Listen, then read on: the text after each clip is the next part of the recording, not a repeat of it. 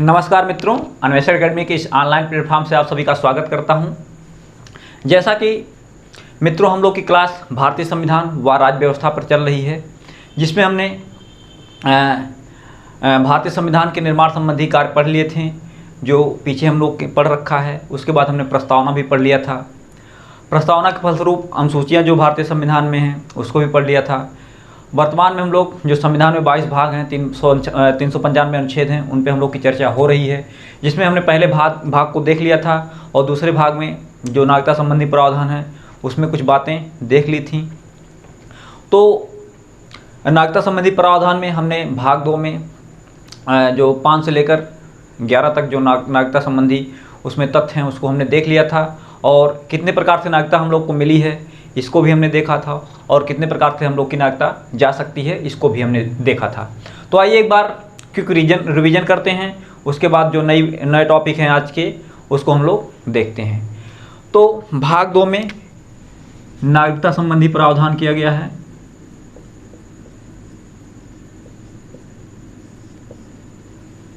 नागरिकता में हमने देखा था आर्टिकल 5 में आर्टिकल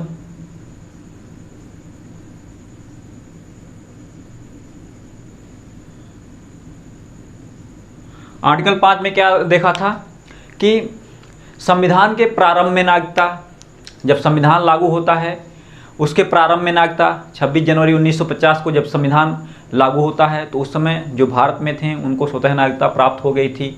तो संविधान के प्रारंभ में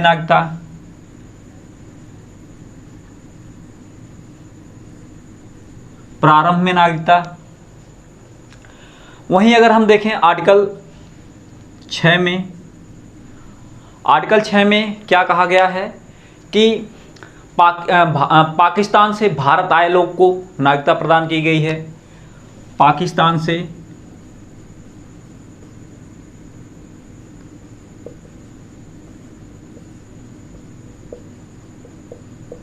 भारत आए लोग को नागरिकता प्रदान की गई है। वहीं अगर आर्टिकल 7 में हम लोग देख लें, आर्टिकल 7 में भारत से पाकिस्तान गए लोग पुनः फिर 1947 के बाद अगर वो भारत आ रहे हैं उनके लिए भी नागरिकता का प्रावधान किया गया है। भारत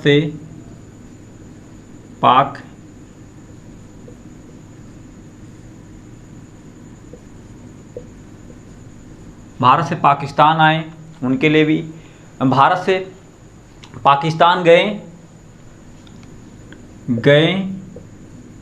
व फिर वापस भारत आए उनके लिए नागरिकता का प्रावधान किसमें, आर्टिकल 7 में।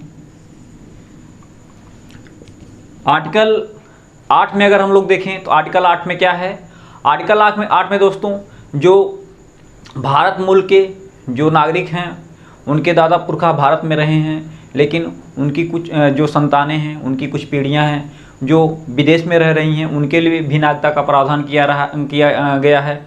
अगर वो भविष्य में भारत आते हैं तो उनको रजिस्ट्रेशन के माध्यम से नागरिकता प्रदान कर दी जाएगी। तो भारतीय विदेशी मूल के नागरिक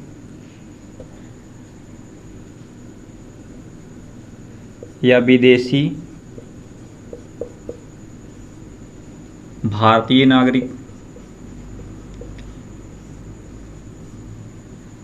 नागरिकों को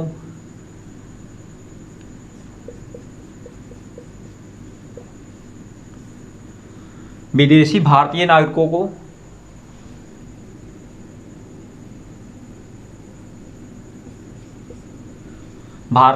को नागरिकता प्रदान की गई है। वहीं अगर आर्टिकल 9 में देखें तो नागरिकता से समाप्ति संबंधी प्रावधान किया गया है। नागरिकता समाप्ति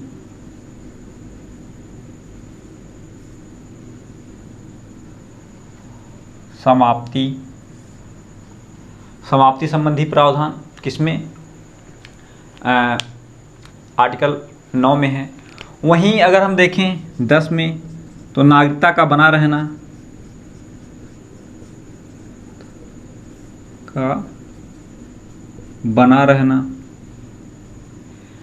इन सब आर्टिकल जो है पीछे वाली क्लास में दोस्तों हमने इसका डिफिनेशन सहित बातें की हैं।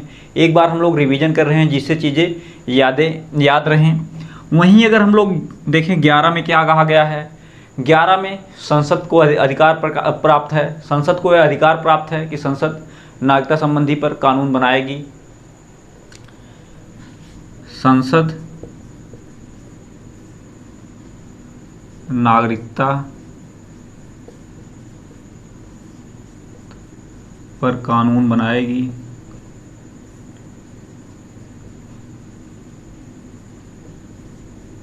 तो दोस्तों हमने देखा आर्टिकल 5 में प्रारंभ में नागरिकता, आर्टिकल 6 में देखा कि जो पाकिस्तान से आए पाकिस्तान से भारत जो लोग आ रहे हैं उनके लिए नागरिकता का प्रावधान किया गया है। साथ में हमने देखा कि जो लोग भारत से पाकिस्तान गए हैं पुनः भारत आना चाहते हैं उनके लिए भी नागरिकता का प्रावधान किया गया है। वहीं आर्टिकल 8 में हमने देखा कि जो लोग आर्टिकल 8 में जो लोग पहले भारत के निवासी थे लेकिन वर्तमान में वह विदेश में जाकर बस गए हैं उनके लिए भी नागरिकता का प्रावधान किया गया है। वहीं हमने 9 में देखा कि नागरिकता समाप्त कैसे होगी। अगर आपके द्वारा कोई वंचित कार्य किया जा रहा है तो आपकी नागरिकता समाप्त कर दी जाएगी, या आप किसी देश की नागरिकता ले रहे हैं तो आर्टिकल 9 के तहत आपकी नागरिकता समाप्त कर दी जाएगी। वहीं 10 में हमने देखा कि नागरिकता का बना रहना, आपके द्वारा कोई देशद्रोह का कार्य ना किया गया हो तो आपकी देशद्रोह या संविधान के प्रति अनादर का भाव या देश के प्रति कोई अनधानी कार्य ना किया गया हो तो आपकी नागरिकता बनी रहेगी। तो ये तो बात रही आर्टिकल 10 की। वहीं अगर हम लोग देखें तो 11 में संसद को अधिकार प्राप्त है कि उसके द्वारा जो नागरिकता संबंधी प्रावधान है उसका जो कानून है वह निर्माण करेगी। उसमें कौन करेगा? गृह मंत्रालय करेगा। तो हमने देखा कि नागरिकता में जो आर्टिकल 5 से लेकर 11 तक बातें थी उसको हमने देखा। अब हम लोग देख लेते हैं कि कितने प्रकार से नागरिकता मिलती है और कितने प्रकार से नागरिकता जा सकती है। दोस्तों बात करें हम लोग तो नागरिकता 5 प्रकार से हम लोग को मिल सकती है, यानी किसी को मिल सकती है, हम लोग को नहीं किसी को मिल सकती है, और 3 प्रकार से जा सकती है। जिसमें अगर हम देख लें 5 प्रकार में, पहले जन्म के आधार पर, वंश के आधार पर, देशीकरण के आधार पर, रजिस्ट्रेशन के आधार पर और विदेशी भूमि के अर्जन के आधार पर। जन्म के आधार पर, जन्म के आधार पर,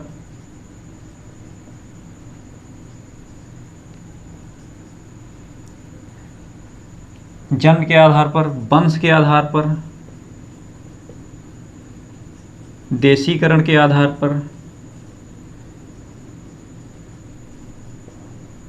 और जन्म के आधार पर, वंश के आधार पर, देशीकरण के आधार पर, रजिस्ट्रेशन के आधार पर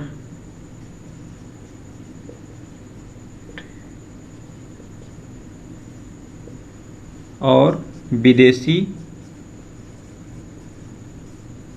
भूमि के अर्जन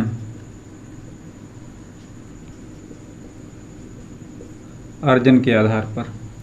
तो ये तो रही 5 प्रकार से नागरिकता जो किसी को मिल सकती है, जिसमें हम लोग पीछे इसको देखे हैं कि जन्म के आधार पर, जैसे हम लोग को जन्म के आधार पर या वंशानुक्रम के आधार पर हम लोग को नागरिकता मिली है। वहीं अगर हम देख लें तो 3 प्रकार से नागरिकता आपको जा सकती है। एक परित्याग के आधार माध्यम से, परित्याग के माध्यम से, दूसरा हो जाएगा आपका परित्याग, दूसरा हो जाएगा पर्यावासन, तीसरा हो जाएगा वंचित किया जाना। तो दोस्तों परित्याग, पर्यावासन व वंचित किया जाना। परित्याग मीन्स आप स्वेच्छा से अगर किसी देश की नागरिकता प्राप्त कर रहे हैं तो आपकी नागरिकता यहाँ से समाप्त हो जाएगी। वंचित किया जाना, आपके द्वारा कोई देशद्रोह या इत्यादि कार्य किया जा रहा है, जिससे भारत सरकार द्वारा आपकी नागरिकता को समाप्त कर दी जाएगी, जिस प्रकार में आपको नागरिकता से वंचित कर दिया जा सकता है। तो दोस्तों, ये तो हमारी क्लास रही जो नागरिकता में हमने देखा। अब आइए हम लोग, क्या है PIO, क्या है NRI, क्या है PIO और क्या है COCI। NRI की हम लोग बात करें तो नॉन रेजिडेंट इंडियन यानी NRI का तात्पर्य है भारत का वह व्यक्ति जो भारत से किसी देश में नौकरी या व्यवसाय करने के लिए भारत देश को छोड़कर किसी अदर देश में नौकरी या व्यवसाय के लिए जाता है, उसे हम NRI कहेंगे, नॉन रेजिडेंट इंडियन कहेंगे, यानी अप्रवासी भारतीय या अनिवासी भारतीय कहेंगे उसको हम। जो व्यक्ति भारत छोड़कर जाता है वह कब कहलाएगा NRI? जब वह 6 महीने से ऊपर या 182 दिन से ऊपर भारत से बाहर रह रहा है, तो इस स्थिति में वह NRI कहलाएगा। NRI दोस्तों, NRI जो विदेश में जो व्यक्ति जाते हैं, जो वहाँ पे काम धंधा करते हैं, वहाँ पे व्यवसाय करते हैं, वहाँ से सीधे वहाँ से उनके द्वारा जो पैसा कमाया जाता है भारत में भेजते हैं, और इनके जो पैसे होते हैं, जैसे देख लें हम लोग अपने भारत से अपने पड़ोसी में बहुत लोग को देखते हैं जो Saudi, Kuwait, Iran, Oman, Yemen और बहुत सारे देश में, जैसे अमेरिका हो गया, कनाडा हो गया, ब्रिटेन हो गया, जर्मनी हो गया, रूस हो गया, फ्रांस हो गया, ऑस्ट्रेलिया हो गया, इत्यादि सारे देशों में जाते हैं लोग। वहाँ से अपना काम करके या नौकरी करके या व्यवसाय करके वहाँ से सीधे अपने यहाँ इंडिया में पैसा भेजते हैं, जिससे भारत सरकार को या अपने देश को बहुत बड़ा इससे फ़ायदा होता है। अपने भारत देश में विदेशी पैसा आता है, जिससे उस पैसे के माध्यम से भारत देश की जो इकोनॉमी है वो ग्रोथ करती है। तो दोस्तों, हम लोग कह सकते हैं कि भारतीय अर्थव्यवस्था में जो इनके द्वारा भेजा गया पैसा जो है बहुत बड़ा योगदान रखता है। अगर हम बात करें जो NRI हैं, NRI के लिए क्या क्या ज़रूरी है, भारत देश को छोड़ के जाने के लिए क्या ज़रूरी है, उनके लिए सबसे पहले अगर हम देख लें तो उनके लिए उनकी पहचान जो है, पहली पासपोर्ट, उनके पास पासपोर्ट होना चाहिए। पासपोर्ट का तात्पर्य है किसी देश का वह नागरिक जिसके द्वारा उस देश के द्वारा उसको अनुमति देता है कि आप किसी देश में दूसरे देश में जा सकते हैं, पासपोर्ट का तात्पर्य यही हुआ। जबकि अगर हम लोग देखें वीज़ा क्या होता है, वीज़ा किसी विदेशी देश द्वारा या किसी अदर देश द्वारा यह दर्शाता है कि आप हमारे देश में आ सकते हैं। यहाँ पे जिस हिसाब से आपको वीज़ा मिला है उस हिसाब से आप उस कार्य को या व्यवसाय को या जिस हिसाब से वीज़ा वह देश आपको दे रहा है जिस काम के लिए, उस काम के लिए आप जा रहे हैं तो ही काम करेंगे। तो ये वीज़ा का तात्पर्य हो गया। वीज़ा और पासपोर्ट, अगर आप अपना देश छोड़ रहे हैं तो पासपोर्ट होना ज़रूरी है, और किसी अदर देश में जा रहे हैं तो वहाँ का वीज़ा होना ज़रूरी है, क्योंकि वीज़ा का तात्पर्य ही होता है कि वह देश आपको अनुमति दे रहा है कि हमारे यहाँ आप आइए। तो दोस्तों, ये तो बात रही जो NRI हैं। NRI की जो बातें हमने समझा, नॉन रेजिडेंट इंडियन यानी NRI। अगर हम यही बात कर लें हम लोग, क्या NRI को वोट डालने का अधिकार है? तो जी हाँ दोस्तों, NRI के द्वारा जो अप्रवासी भारतीय हैं या अनिवासी भारतीय हैं, बहुत दिनों से इनके द्वारा मांग की जा रही है जब भारत में चुनाव हो तो हम लोगों को भी जो वोट डालने का अधिकार है, वोट देने का अधिकार है, वहाँ विदेश में रहते हुए भी हम लोग को अथॉरिटी प्रदान की जाए कि हम लोग वोट दे सकें। तो भारत सरकार इसके बारे में सोच रही है। सन 2016 में कुछ गतिविधियाँ हुई हैं जिसको लेकर हम लोग देख सकते हैं कि फॉर्म संख्या 6A को भरकर वह व्यक्ति जब भारत में चुनाव होगा तो अपना वोट डाल सके। क्या फार्म संख्या 6 एक होता है, उसको फ्लिप करेगा, उसके बाद उसको अनुमति मिलेगी कि वो कैसे वोट डालेगा। तो दोस्तों ये तो रही एनआरआई की बात। एनआरआई का कार्य क्या है, एनआरआई किसे कहते हैं। अगर हम बात करें वहीं PIO, person of India origin, person of India origin यानी पर्सन ऑफ इंडिया ओरिजिन, यह कार्ड होता है जो पीआईओ कार्ड किसको प्रदान किया जाता है। जैसे हम लोग देखें यहाँ पे पासपोर्ट कार्ड, एक पासपोर्ट की कॉपी प्रदान की जाती है, सेम उसी तरह पीआईओ कार्ड प्रदान किया जाता है भारत सरकार के द्वारा। किसके लिए प्रदान किया जाता है, अगर इस पर हम लोग चर्चा करें तो पीआईओ कार्ड उनके लिए प्रदान किया जाता है जो संविधान के लागू होने से पहले या वर्तमान में या उससे पहले भारत में रहे हों, या उनके दादा पूर्वज भारत में रहे हों लेकिन वर्तमान में उनके वंशज विदेश में रह रहे हों, उनके लिए यह पीआईओ कार्ड जारी किया जाता है। इस कार्ड का तात्पर्य यह है कि वह व्यक्ति अगर भारत आना चाहता है, भारत घूमना चाहता है तो भारत घूमने की अनुमति देता है। जैसे हम लोग जा रहे हैं किसी देश में तो हम लोग की वीज़ा की ज़रूरत पड़ती है, लेकिन पीआईओ कार्ड अगर हमारे देश का कोई व्यक्ति बाहर रह रहा है और भारत में आकर वो घूमना चाह रहा है, घूमना चाह रहा है, टहलना चाह रहा है, यहाँ रहना चाह रहा है कुछ दिनों के लिए, तो पीआईओ कार्ड के माध्यम से भारत सरकार यह जारी करती है, वह भारत में घूम सकता है, टहल सकता है। इसकी एवरेज अवधि पहले तो 15 वर्ष थी, लेकिन सन 2015 में इसको समाप्त करके अब मात्र 6 वर्ष कर दिया गया है, 6 माह कर दिया गया है। वह 6 माह तक भारत में आकर घूम सकता है, टहल सकता है और अपने बुजुर्गों या अपने पूर्वजों की जन्मभूमि समझकर, उसमें भारत सरकार का यह विचार था कि लोग जो पहले भारत के निवासी थे, उनके वंशज जो इस समय भारत से बाहर रह रहे हैं, वो अगर आएंगे तो ज़रूर उनको अपनी जन्मभूमि की याद आएगी। इस जन्मभूमि के याद में जो इस समय विदेश में पैसा कमा रहे हैं, वह भारत में कुछ लाकर इन्वेस्ट करेंगे, जिससे भारत देश को फ़ायदा होगा और यहाँ की इकोनॉमी जो है डेवलप होगी। तो इस कारण से यह PIO card person of Indian origin card जो है जारी करती है भारत सरकार, और व्यक्ति आता है 6 महीने पश्चात उसको जो है अपने रीजनल अधिकारी जब 6 महीने हो जाता है, 6 महीने के पश्चात अगर 6 महीने से ज़्यादा उसको रहना है तो वह अपने रीजनल अधिकारी, जो भारत के रीजनल अधिकारी हैं पीआईओ कार्ड से संबंधित, उनके पास जाकर अपना लोकेशन उनको बताना पड़ता है कि हाँ हम इस जगह पे हैं। तो दोस्तों पीआईओ कार्ड का तात्पर्य यही है। यह पीआईओ कार्ड क्यों जारी किया जाता है, कैसे जारी किया जाता है, इसको हमने समझे। नेक्स्ट अगर बात करें हम लोग ओसीआई कार्ड। ओसीआई कार्ड क्या है?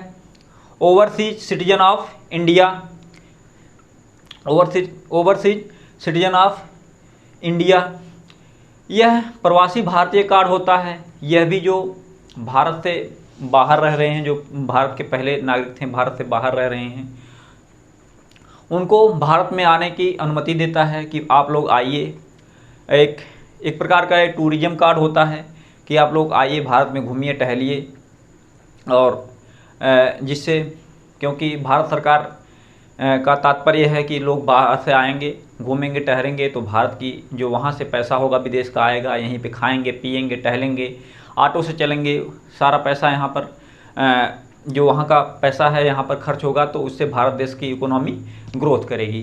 तो ओसीआई कार्ड इसीलिए जारी करती है भारत सरकार, जिसको यह लक्ष्मीमल समिति के आधार पर, लक्ष्मीमल समिति एक थी जिसके सिफारिश पर यह ओसीआई कार्ड लाया गया था, जो कि है सन 2005 में इसको अपडेट किया गया, और जिससे जो भारत के पड़ोसी देश हैं या अदर देश हैं वह भारत में आ सकते हैं। लेकिन अपवाद स्वरूप कुछ ऐसे देश हैं जिनको यह ओसीआई कार्ड जारी नहीं किया जाता है, जैसे पाकिस्तान और बांग्लादेश इत्यादि कुछ देश ऐसे हैं जिसको इसका मिसयूज करेंगे, इसलिए वह उनको जो है OCI कार्ड जारी नहीं किया जाता है। क्यों नहीं जारी किया जाता है? क्योंकि ये लोग हम लोग का संबंध वैसे ही भी ख़राब है पाकिस्तान और बांग्लादेश से।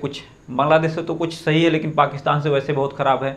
आतंकवादी भी इस OCI कार्ड के माध्यम से भारत आ सकते हैं और समस्या हो सकती है भारत में इस OCI कार्ड के जरिए। तो कुछ देश ऐसे हैं जिसको यह अनुमति नहीं देता है OCI कार्ड। तो दोस्तों, हमने NRI समझा, PIO समझा और OCI समझा कि क्या है NRI, क्या है OCI और क्या है PIO। तो दोस्तों, इस क्लास के माध्यम से नागरिकता संबंधी प्रावधान में यह बातें हमने समझी हैं। तो हमें उम्मीद है बातें आपको समझ में आई होंगी। आप लोग रिवीजन करते चल रहिए। नेक्स्ट क्लास आपकी अगले दिन होगी, जिसमें हम लोग कुछ नए टॉपिक के साथ मिलेंगे। तो आज के लिए बहुत बहुत धन्यवाद।